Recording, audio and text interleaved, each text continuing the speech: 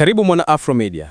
Na hii ni habari. Kijana mmoja kutoka Arusha ameonekana akihofia usalama wake kutokana na vitisho vingi alivyovipata kutoka kwa kundi la wahalifu. Kijana Israel Mdoe, mkazi wa mkoa wa Arusha, amesema tukio lililotokea Oktoba 29, 2025 limemwachia ulemavu wa kudumu na maumivu makali baada ya kukatwa kidole chake cha mkono wa kushoto mara baada ya kushiriki zoezi la kupiga kura katika uchaguzi mkuu wa Oktoba 29, 2025. Akiwa katika hospitali ya mkoa wa Arusha Mount Meru, Mdoe amesema kosa lake kubwa kwa mujibu wa wahalifu hao ni kushiriki kupiga kura na kumchagua Daktari Samia Suluhu Hassan kuwa rais wa Jamhuri ya Muungano wa Tanzania. Ameeleza kuwa baada ya kupiga kura majira ya saa 7 mchana jijini Arusha, alipovamiwa na kundi la waandamanaji waliomkamata, kumkagua vidole, na walipobaini kuwa kidole chake kilikuwa na alama ya wino, walianza kumpiga kabla ya kumkata kidole chake kidogo cha mkono wa kushoto. Tukio hilo lilisitishwa baada ya vikosi vya ulinzi na usalama kufika eneo la tukio na kuwatawanya wahalifu hao, hali iliyomwezesha Mdoe kuokoka. Kwa kweli mimi naiombea nchi yangu amani tu iendelee, maana vurugu za siku moja tu zimeniachia maumivu na ulemavu wa kudumu. Kosa langu kwa wahalifu hale ni kushiriki katika zoezi la kikatiba la upigaji kura na namshukuru Mungu kwa pumzi, amesema Mdoe. Aidha, kijana huyo ameeneza kuwa alishuhudia makundi ya uhalifu na uharibifu yakivamia maeneo mbalimbali, akidai kundi lililomvamia lilikuwa likiongozwa na kijana wa kike, wakiwa wamefunga vitambaa usoni na wengine kujipaka matope kuficha sura zao, huku wakivunja, kuchoma na kuharibu mali katika barabara na mitaa waliokuwa wakipita. Kipindi nimetoka kupiga kura. Nilipiga kura. Baada ya kumaliza kupiga kura, ilikuwa ni mida ya kwenye saa 7 ninavyokumbuka. Nikakutana tu na wananchi ambao siwaelewi, wakaniletea shida.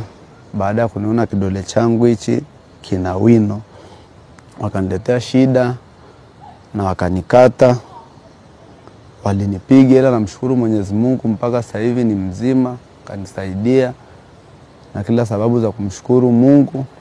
Na vile vile pia sikuweza kuwafahamu ni watu aina gani, kwa sababu kila mtu alikuwa ni ananivuta huku, huyu huku, vurugu ambazo hazieleweki, na mimi nilikuwa kwenye jitihada za kuokoa maisha yangu. Mungu alivyosaidia muda ule, ile shida ilivyotokea, vyombo vya usalama navyo vikawa vimetokea, vinaondoa yale mavurugu na ile mikusanyiko. Pale ndo ilikuwa pona yangu, kwa sababu kila mtu alianza kukimbia, ila alishanikata na mimi niliweza kukimbia kuelekea kwa ndugu zangu, jamaa na marafiki wanaonizunguka. Nikawaelezea situation iliyokuwepo na mambo yalivyokuwa sio. Nikapelekwa tu hospitali, nikatibiwa. Baada ya hapo tukaendelea tu na maisha mengine, ila mpaka sasa sina amani hivyo. Japokuwa amani ipo, ila tu na wasiwasi kutokana ile vurugu.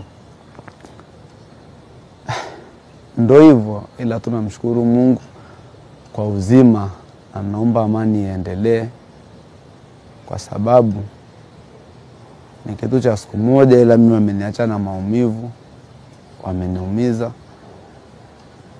ila sina namna. Namshukuru Mungu bado nina pumzi na nitapona, nitaendelea na shughuli zangu za kijamii.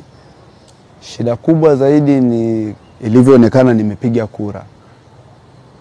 Ilivyoonekana nimepiga kura ndio ilikuwa shida kuu. Kwa nini umepiga kura? Umempigia nani kura? Vurugu. Yani ilikuwa nini vurugu? Na changamoto kubwa ni mimi baada ya kunaona nina wino wa kupiga kura. Kelele tu zikaanza kutokea, wanakuja nini. Ile sasa na mimi ni binadamu, lazima nishangae ni kitu gani. Kwenye kushangaa ndo ile huyu ana wino, kapiga kura, kila mtu sasa wakukamata, wakuvuta. Yani kila mtu sasa anataka kufanya cha kwake, yani hivyo wakunipiga ni yani ilikuwa tu ni vurugu ambazo mimi mwenyewe nilishindwa kuelewa. Ila shida kubwa alivyoona tu wino, na sijui ni kwa nini walifanya kitu kama hicho. Lakini mimi sikuona mabango, ila tu ni vurugu. Hamna mabango, mwenye kupiga anachopiga, kwa sababu ile vurumai yani ni vurugu, yani ni vurugu kiujumla, ni kila